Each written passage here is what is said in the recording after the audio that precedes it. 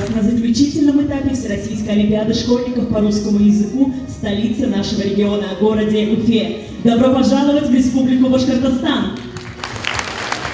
У нас участники приезжают 9, 10, 11 классов, то есть по большому счету в прошлом году финал Олимпиады не проводился, но приехали участники прошлых 9 и 10, нынче 10, 11 классов. И задача Олимпиады — это все-таки отобрать одаренных школьников для того, чтобы составить из них некий такой костяк лучших студентов ведущих вузов России. Поэтому как раз необходимо не только проверить на соответствие критериям, но и также увидеть некоторые нестандартные интересные решения, которые дают участники.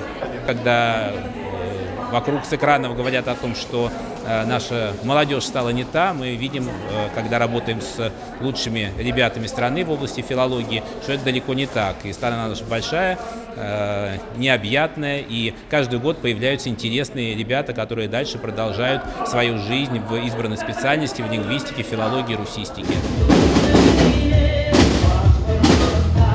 Заключительный этап я прохожу второй год.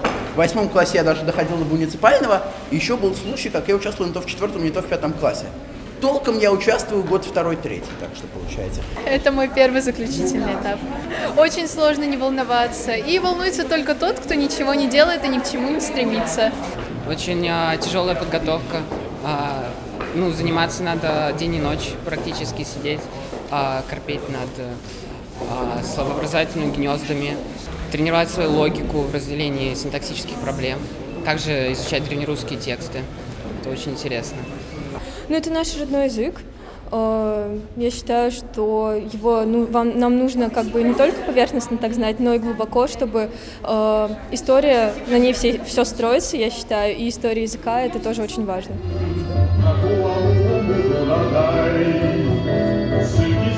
Вам нужно в ответах написать, во-первых, название произведения, название песни, а также указать язык, на котором звучит эта песня. Мы занимаемся тем, что девиз нашей программы, в общем-то, так звучит: «Влюбить в Россию весь мир». Мы показываем, насколько как раз прекрасен наш язык, прекрасна наша литература, история, культура.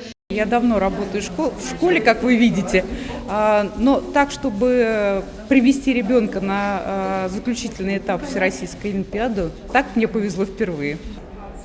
Хитрости я не знаю. Я думаю, что ищущий учитель, он и обычные уроки старается сделать такими, чтобы ребята узнавали чуть больше, чем положено по программе.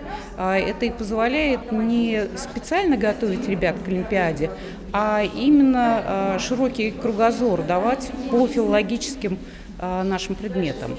А учителю, конечно, очень полезно участвовать, потому что мы учимся вместе с ними.